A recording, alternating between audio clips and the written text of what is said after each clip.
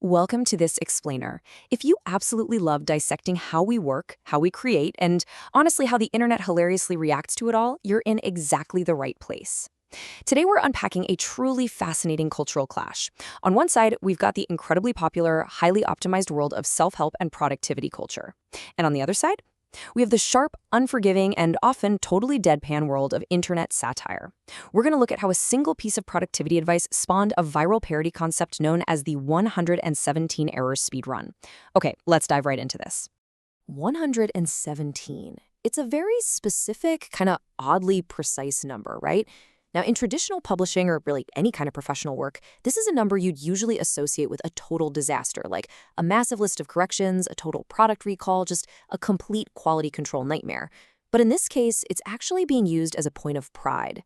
The core question we're exploring today is this: why on earth would a famous, highly successful author deliberately brag about making exactly 117 mistakes in a final product?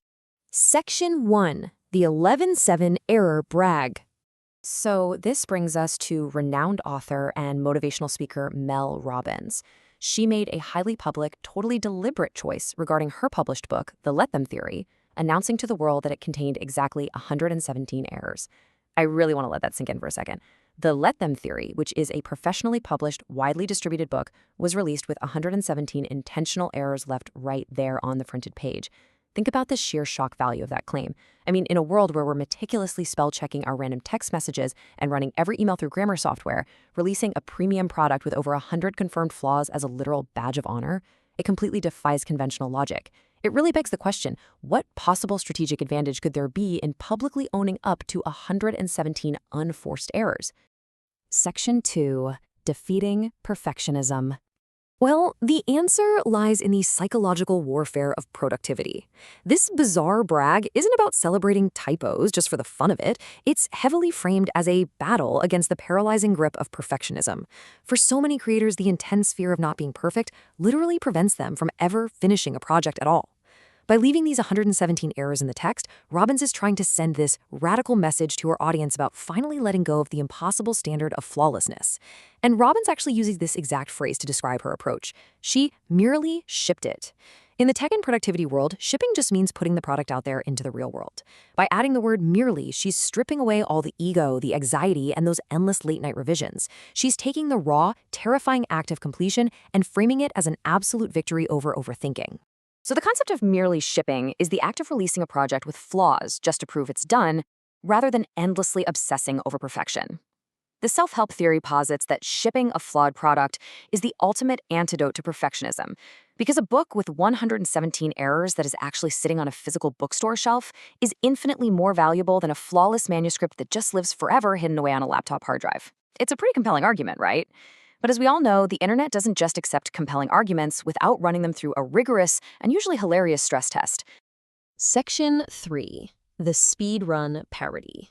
Because whenever self-help culture makes a massive, sweeping claim, internet culture is right there waiting to take it completely literally. The deadpan premise of this parody video concept is absolutely brilliant in its execution. The whole goal of the speedrun is to merely ship basic daily tasks with exactly 117 errors each. The internet basically looked at Robbins' exact standard for a published book and decided to rigorously apply that same mathematical quota to the absolute most mundane aspects of human survival.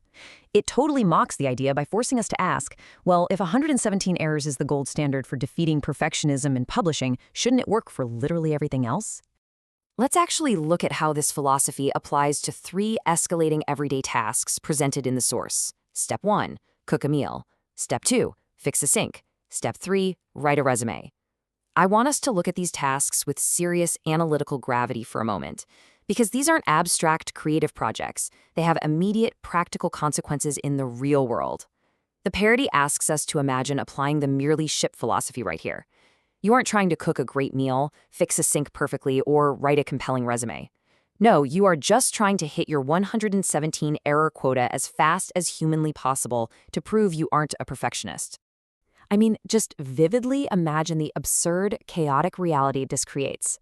You sit down to eat, and the food isn't just slightly overdone. It's practically charcoal because the chef was way too busy making sure they made 117 deliberate mistakes. Or you hire a plumber who leaves the pipes actively spraying water all across your kitchen floor, but hey, they proudly tell you they successfully avoided overthinking the repair. Or you send out a resume with typos literally everywhere, utterly sabotaging your career prospects, all in the name of shipping it. The satire works so perfectly because it highlights the actual physical damage of intentional negligence. Section 4. Quality versus meeting spec. Ultimately, this satire exposes a massive core conflict. What happens when we prioritize simply getting something done over actually doing it well? Let's unpack this. On one hand, we have meeting spec, meaning the task is technically completed. The food is on the plate, the pipe is connected, the book is printed, the resume is emailed. Boom, you check the box. But on the other hand, we have quality, meaning the task is actually done well. The food is edible, the pipe actually holds water, the book is a good read, the resume actually lands you an interview. The 1117 Error Speedrun brutally and hilariously mocks the idea that just meeting spec is ever a valid substitute for real quality. And this really challenges us to reflect on our own habits. Think about the projects you're working on right now. Are you pushing them out the door just to say they're done? The absurdity of the satirical video connects directly back to our real-world productivity. Yes, for sure, perfectionism is a paralyzing track that stops us from sharing our gifts with the world. But the satire warns us that aggressively lowering our standards just to meet spec might be an equally dangerous trap. And that leaves us with this final, truly vital question to ponder. When does merely shipping become merely failing? If a book has 117 errors, is it a brave, bold stance against perfectionism, or is it just a disservice to the reader who actually paid hard-earned money for it? Where exactly is the delicate line between overcoming our fear of judgment and completely abandoning our commitment to competence? It's a fascinating balance we all have to strike, and it's certainly something to think about the next time you're tempted to just hit send. Thanks for joining me for this explainer. I'll catch you next time.